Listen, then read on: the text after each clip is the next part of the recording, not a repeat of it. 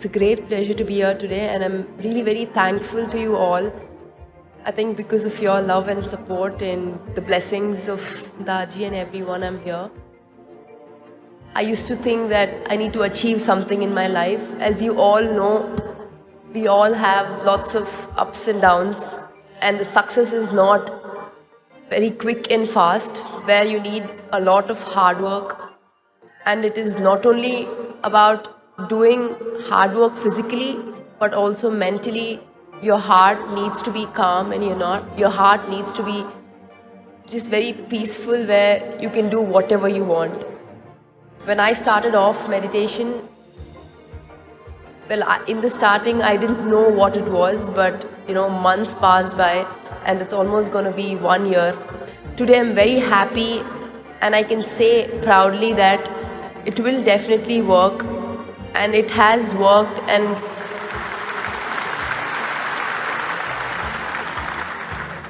I believed in this heartfulness meditation, and I kept believing, and I wish and hope that you all also start doing it, and definitely you will feel a lot of differences in your life, and that will definitely help you.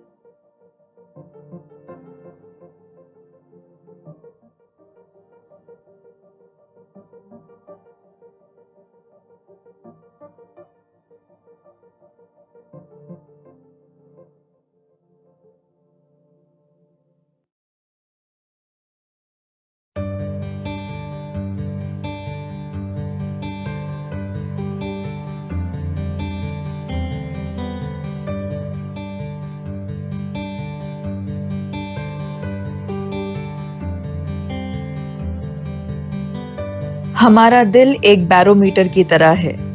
यदि हम खुश हैं, तब दिल से कोई आवाज नहीं आती है। ये सिर्फ एक मौन साक्षी बना रहता है। जब हम स्वयं से खुश नहीं हैं, तो दिल बेचैन रहता है। ये हमें बताता है कि कुछ बदलने की जरूरत है। इसके संकेतों को सुनना प्रथम चरण है। द्वितीय चरण है उन संकेतों का सही इस्तेमाल करना। अपने दिल से इस प्रकार से प्रश्न पूछना चाहिए कि हम स्पष्ट संकेत पा सकें। हम जितना अधिक सुनते हैं, संकेत उतने स्पष्ट होते जाते हैं। जब हम नहीं सुनते, तो हृदय को सुनने की कला को खो बैठते हैं। अब तीसरा चरण आता है। दिल की आवाज को सुनने के बाद क्या हम में उसके अनुसार चलने का साहस है? दिल को सुनने की ये कला संतुष्टि देती है, और परिणाम स्वरूप हम एकीकृत, पूर्ण और स्वयं भीतर से शांत महसूस करते हैं। परंतु कभी कभी ऐसा होता है कि हम अपने अंतःकरण के विपरीत जाने का विकल्प चुनते हैं, क्योंकि हमारी इच्छाएं और अस्वाभाविक मानसिक इरादे हमें किसी अन्य विकल्प को चुनने के लिए कहते हैं। और जब तक हम अपनी सोच नहीं बदल लेते, हम बार बार उन्हीं अनुभवों और आदतों को दोहराते रहेंगे। तो हम क्या करें? सदैव एक विकल्प होता है। हम या तो कुछ नहीं करते, या परिस्थिति को सुधारने का चुनाव करते हैं। हार्टफुलनेस में एक बड़ा प्रभावशाली अभ्यास है। रात्रि में सोने से पूर्व अपने हृदय में ईश्वरीय उपस्थिति को महसूस करें, और जो कुछ भी आपने गलत किया है, चाहे अनजाने में ही, उसके लिए क्षमा याचना करें। अपने हृदय की गहराई में डूबकर प्रार्थना पूर्वक उस गलती को दोबारा ना करने का संकल्प लें। आप महसूस करेंगे कि जैसे एक बोझ हट सा गया है। प्रार्थना करने के ठीक बाद यदि कोई प्रश्न या संदेह हो, तो उसे भी अपने हृदय के समक्ष रखें। तुरंत उत्तर खोजने की कोई आवश्यकता नहीं है। अक्सर जब आप सोकर उठेंगे, तो आपको उत्तर मालूम होगा। हो सकता है कि उत्तर शब्दों के अलावा किसी अन्य स्वरूप में आपके सामने आए, परंतु आपके पास निश्चित रूप से समाधान होगा।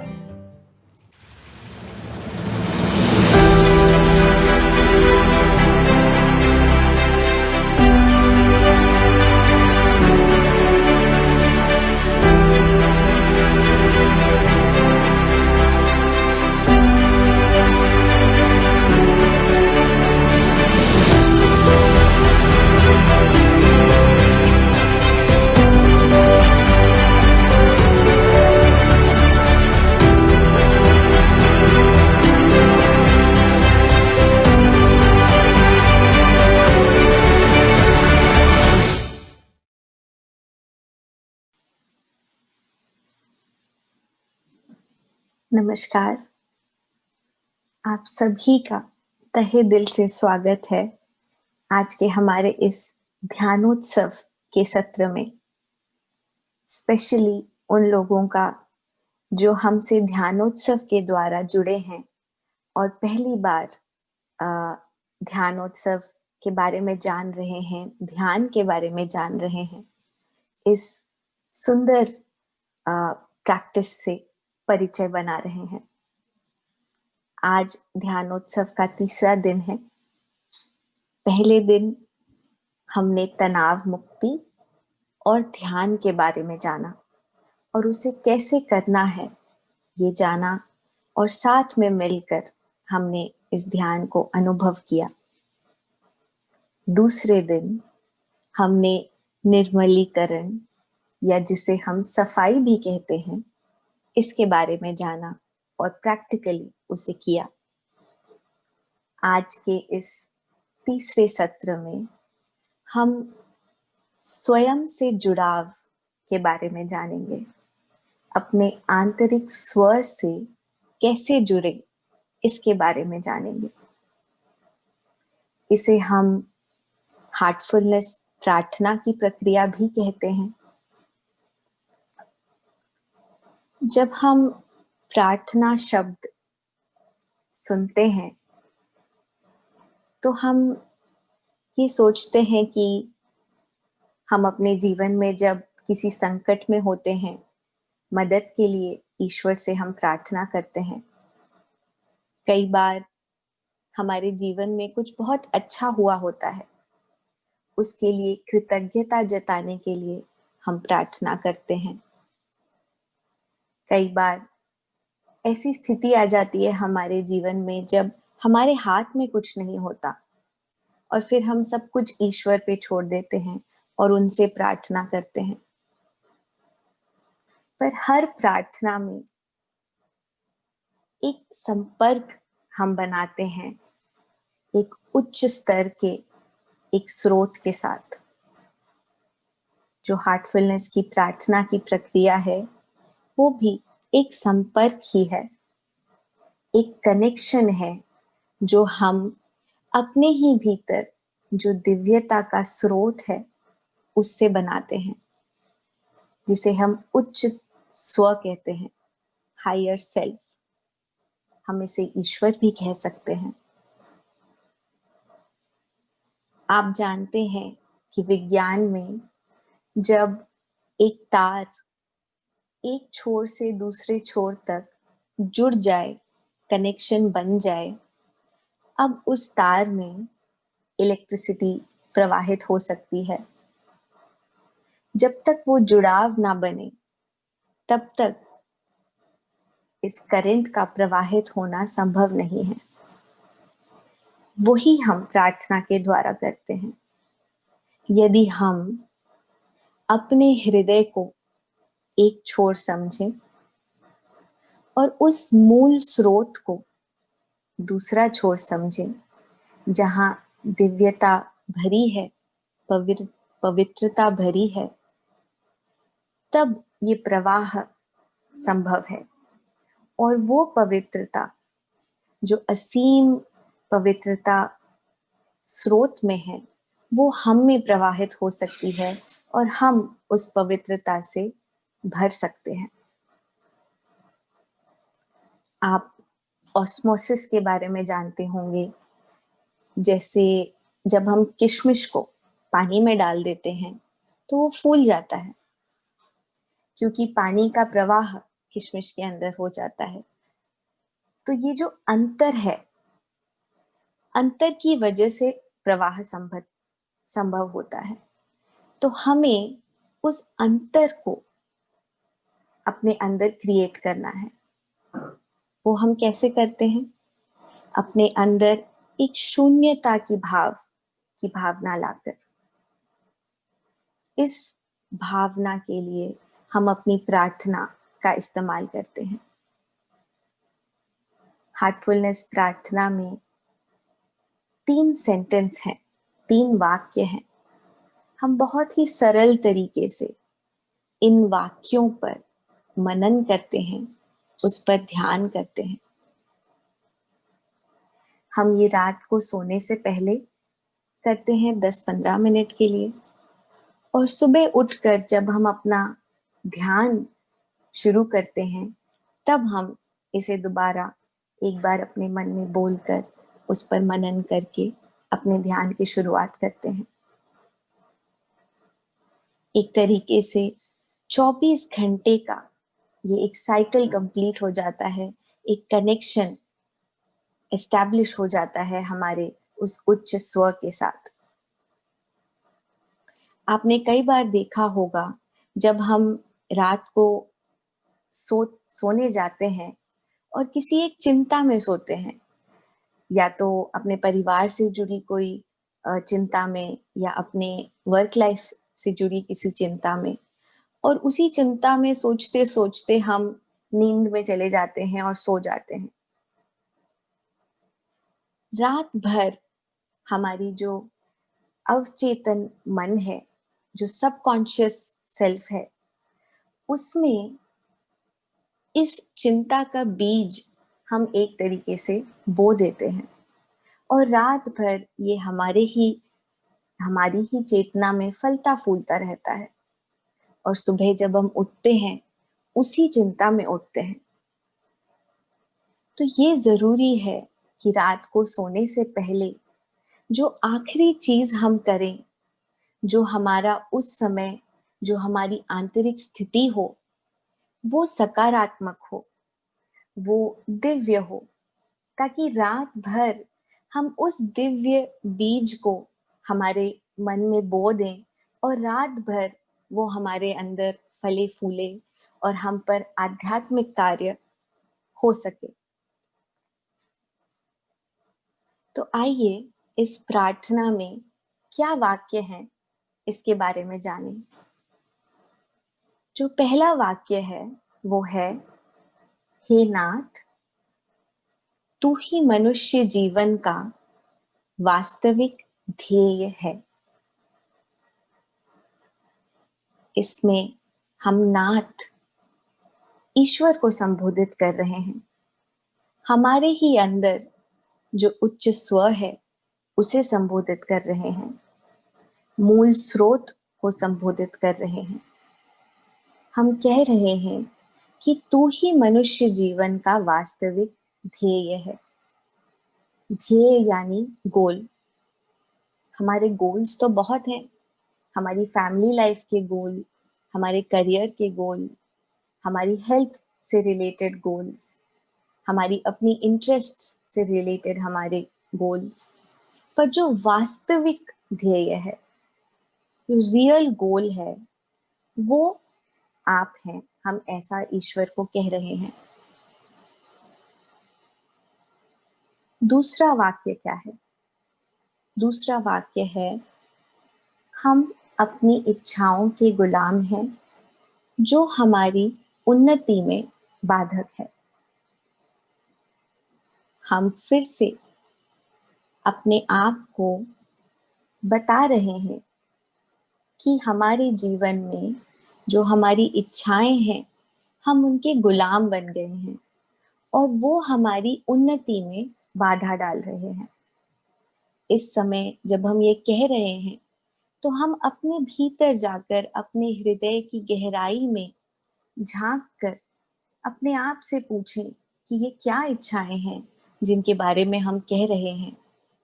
हम सभी का जीवन अलग है और हम सभी के लिए इसके मायने अलग होंगे।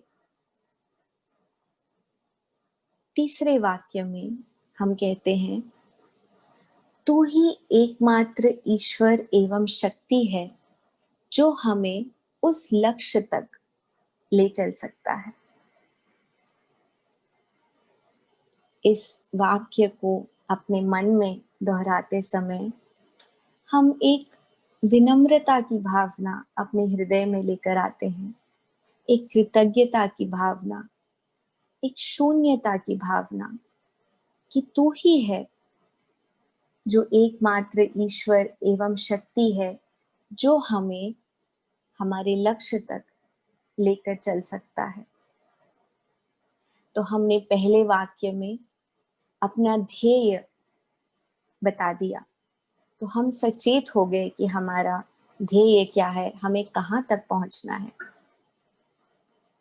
दूसरे वाक्य में हमने बताया कि क्या वो चीज है जो हमें वहां तक पहुंचने में बाधा डाल रही है, उसके प्रति हम सचेत हो गए।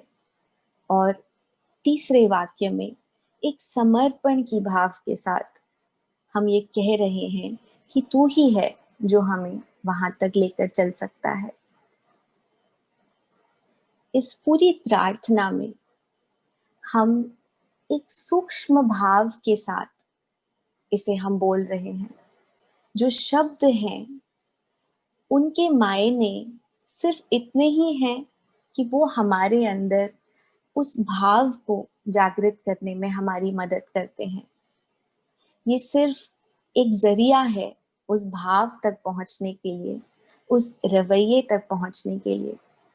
अगर वो भाव हमारे अंदर आ जाए, उसके बाद इन शब्दों की आवश्यकता भी नहीं पड़ती है। तो जब हम आंख बंद करके रात में सोने से पहले इसे 10-15 मिनट अपने अंदर बोलें, तो उस भाव के साथ बोलें। अगर जरूरत पड़े तो अपने अंदर हम आंसुओं को भी आने दे सकते हैं, ताकि हम उस भाव तक पहुंच पाएं। जब हम अपने हृदय की गहराई में जाकर अपने आप से जुड़ने की कोशिश करते हैं, तो हम पाएंगे कि अपने आप ही ये जो दिव्यता की भावना है, ये प्रवाहित होने लगेगी। और पहला सेंटेंस जब हम कहते हैं हे नाथ, तो हम उसे बोलकर एक तरह से वेट कर सकते हैं कि वो फीलिंग हमारे अंदर आए और फिर हम आगे बढ़े। आपने देखा होगा छोटे बच्चे खिलौने के फोन से खेलते हैं। वो खिलौने के फोन को अपने हाथ में पकड़कर कहते हैं हेलो, हाय मम्मी, कैसे हो आप, मैं अच्छी हूँ। तो इस खिलौने के फोन में दूसरी तरफ लाइन पर कोई नहीं है, ये एक खिलौना है। तो जब हम हे नाथ कह रहे हैं और अगर लाइन पे दूसरी तरफ कोई नहीं है, तो इस प्रार्थना का कोई मतलब नहीं बनेगा। तो जब हम हे नाथ कहें, तो ये इंश्योर करें कि हाँ, दूसरी तरफ कोई है और फोन सचमुच लग चुका है, और फिर हम आगे बढ़ें। तब हम देखेंगे कि एक अलग ही प्रभाव इस प्रार्थना का हम पर पड़ेगा।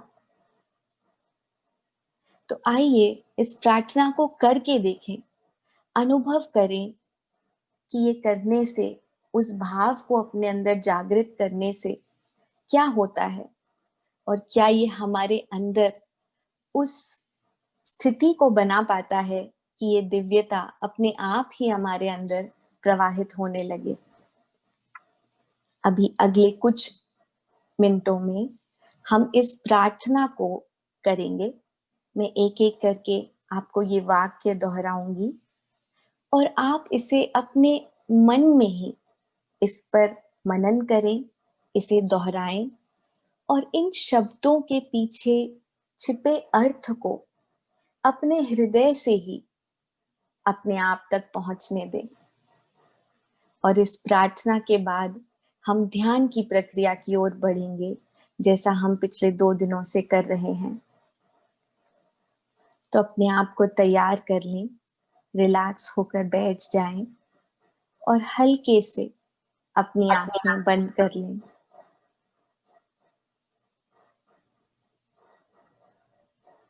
एक गहरी सांस लें।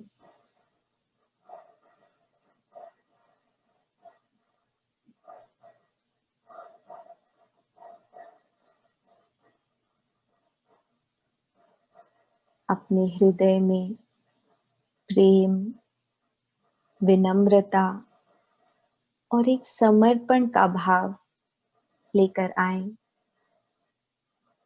और उसी भाव से इन वाक्यों पर एक एक करके मनन करें। हे नाथ, तू ही मनुष्य जीवन का वास्तविक ध्येय है।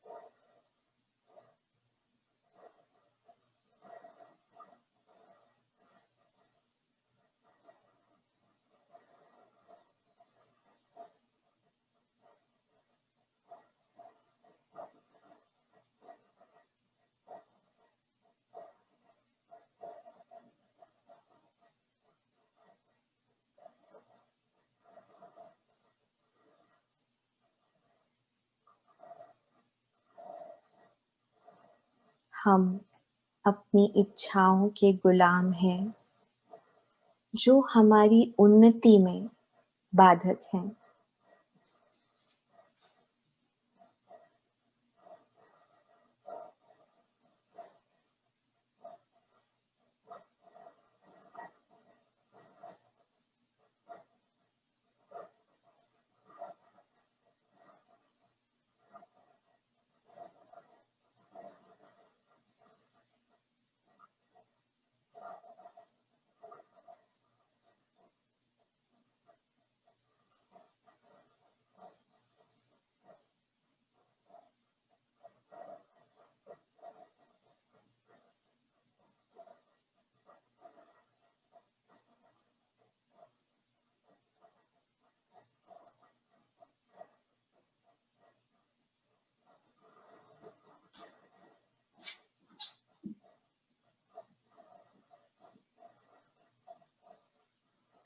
तू ही एकमात्र ईश्वर एवं शक्ति है जो हमें उस लक्ष्य तक लेकर चल सकता है।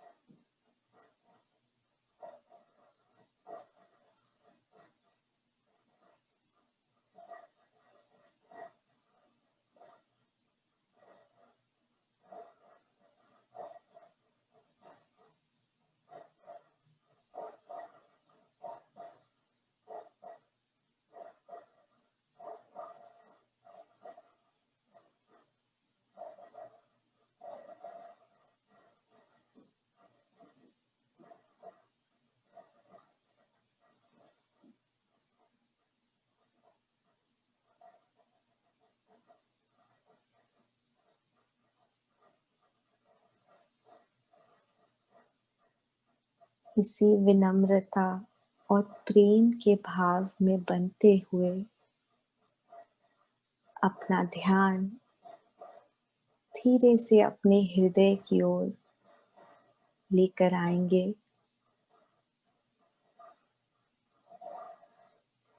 और एक विचार लेंगे कि हमारे हृदय में दिव्य प्रकाश का स्रोत पहले से ही मौजूद है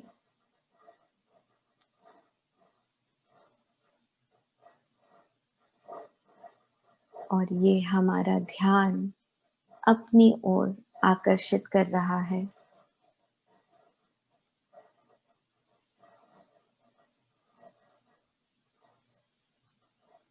इस ध्यान के दौरान ऐसा संभव है कि अन्य विचार हमारे मन में आए और हम उनकी ओर चले जाएं। इसमें चिंता की कोई बात नहीं है। जब भी ऐसा हो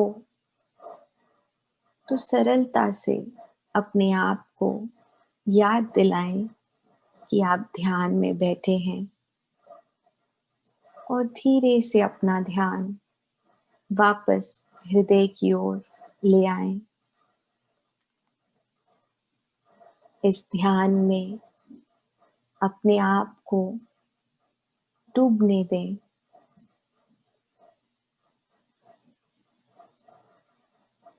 जब तक हमें अगला सुझाव मिले तब तक इसी ध्यान की प्रक्रिया में बने रहें।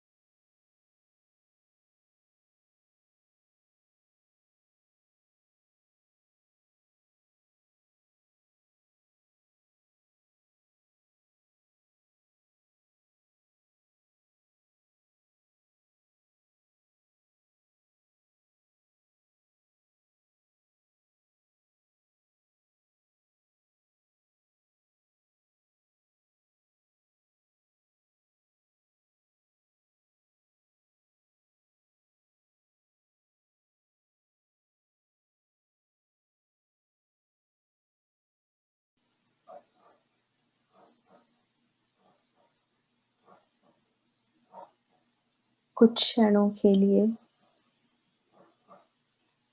अपनी आंतरिक स्थिति को ऑब्जर्व करें,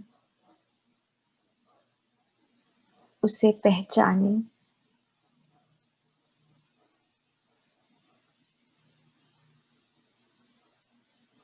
ध्यान के पूर्व आपकी आंतरिक स्थिति कैसी थी और इस समय ध्यान के बाद वो कैसी है, इसे पहचानने की कोशिश करें।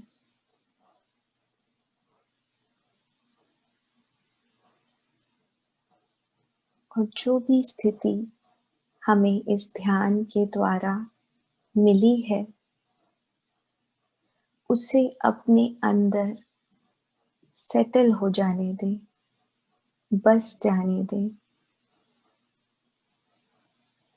ये सुझाव दें कि ये स्थिति हमारे पूरे सिस्टम के कण कण तक पहुंच रही है।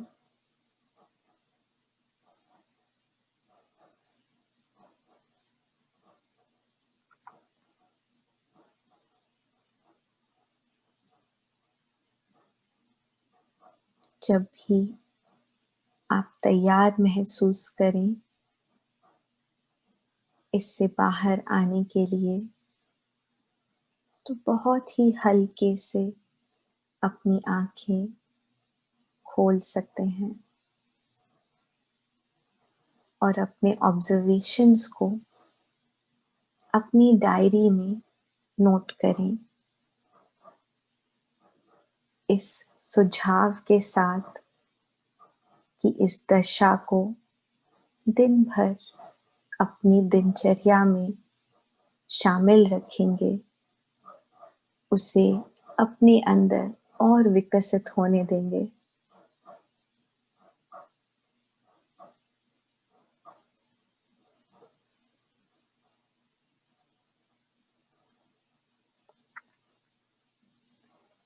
आप सबसे आग्रह करूंगी कि आप अपने अनुभवों को या आपको ये ध्यानोत्सव कैसा लगा, आप इस वीडियो के कमेंट्स बॉक्स में हमें बता सकते हैं, ताकि हम और प्रोत्साहित हो पाएं आगे ध्यानोत्सव करने के लिए। अभी हमने ध्यान के बाद अपनी आंतरिक स्थिति को सेटल होने की बात की। आप जानते हैं कि जब कंस्ट्रक्शन चल रहा होता है और कंक्रीट नीचे, वो लोग जो कंस्ट्रक्शन वर्कर्स होते हैं, उन्होंने कंक्रीट बिछाई होती है नीचे, तो उस एरिया को सील कर दिया जाता है और उसके ऊपर किसी को चलने के लिए मना किया जाता है, क्योंकि अगर उसके ऊपर कोई चल जाए तो उस पर निशान रह जाएगा, क्योंकि अभी तक कंक्रीट सेटल नहीं हुआ है। जो हमारी आंतरिक दशा होती है ध्यान के बाद, वो कंक्रीट से बहुत ज्यादा सूक्ष्म होती है, पर उसे सेटल होने के लिए हमें समय देना चाहिए। 5 मिनट, 6 मिनट ध्यान के बाद हम अपनी आंखें बंद रखकर ही इस दशा को अपने अंदर सेटल होने दें, उसे बस जाने दें, ताकि दिन भर में कभी भी हम इसे याद कर पाएं, इस दशा पर हम अपनी पकड़ बना लें। पकड़ बनाने का मतलब, एक उदाहरण से समझाना चाहूंगी। मान लीजिए आपने कोई चुटकुला सुना और आप अपने घर चले गए और शाम को आपको वो चुटकुला याद आता है और आपकी हंसी छूट जाती है। आपके परिवार वाले आपसे पूछते हैं कि क्या हुआ, क्यों हंस रहे हैं? तो फिर आप बताते हैं कि अरे मैंने एक चुटकुला सुना था और मुझे अभी हंसी आ गई। तो वो आपके मन में अपनी पकड़ बना चुका था और फिर आप उसे याद करके हंस पाए। उसी तरीके से ये जो आंतरिक दशा है, इस पर यदि हम अपनी पकड़ बना लें तो दिन भर जब भी हमें मौका मिले, हम आंख बंद करके उस दशा को याद कर सकते हैं और खुली आंखों से भी हम उसी दशा में अपने सारे कार्य कर सकते हैं। ये जो सारी हार्टफुलनेस की प्रैक्टिसेस हैं, ये कहने के लिए तो हम कह सकते हैं कि ध्यान आप 10 मिनट से 1 घंटे तक कितनी भी देर कर सकते हैं। आप सफाई की प्रक्रिया 15 मिनट से आधे घंटे तक कितनी भी देर तक कर सकते हैं। और प्रार्थना हम रात में 10-15 मिनट ही कर रहे हैं और सुबह उठने के बाद सिर्फ एक बार अपने मन में इसे कहते हैं अपने ध्यान से पहले। देखा जाए तो अगर हम 1 घंटा ध्यान, आधा घंटा सफाई और 10-15 मिनट प्रार्थना को ऐड करें तो ये 1 घंटा 40 मिनट ही बनता है और ये भी एक मैक्सिमम टाइम है। आप शुरुआत के लिए तो 5 मिनट से ही अपनी शुरुआत कर सकते हैं और धीरे धीरे जैसे आप ध्यान करते जाएं, आप इस समय को बढ़ा सकते हैं। तो कहने के लिए तो ये सिर्फ 1 घंटा 40 मिनट है, पर ये एक 24 घंटे की दशा हमारे अंदर बना देता है, जिसमें हम हर कार्य में उसी दशा में होते हैं, उस संतुलन की अवस्था में होते हैं और हमारे पूरे 24 घंटे इससे प्रभावित हो जाते हैं और हम अपने कार्यों को और भी अच्छी तरीके से और भी एफिशिएंटली कर पाते हैं। कम समय में ज्यादा कार्य कर पाते हैं। हमारा कंसंट्रेशन बढ़ जाता है, फोकस बढ़ जाता है, हम चीजों से विचलित नहीं होते। अपने जीवन में जब कोई संकट आ जाए तो हम उसे फेस करने के लिए एक साहस अपने अंदर पाते हैं, क्योंकि हमने ये संपर्क बना लिया है अपने अंदर जो ईश्वर हैं उनसे। आज जो हमने प्रार्थना की प्रक्रिया सीखी, इसे हम एक रिवाज की तरह या रिचुअल की तरह नहीं कर रहे। अगर हमने इसे भी रिचुअल बना दिया तो शायद इसका इतना प्रभाव ना हो। हम इसकी गहराई में जाकर उस भाव को अपने अंदर जागृत करते हैं, तभी हम इसका प्रभाव खुद पर देख पाते हैं। आप इन हार्टफुलनेस प्रैक्टिसेस को एक साइंटिस्ट की तरह, एक एक्सपेरिमेंट की तरह लें और इन्हें करके देखें। हर एक प्रैक्टिस को आप अलग से भी एक्सपेरिमेंट कर सकते हैं।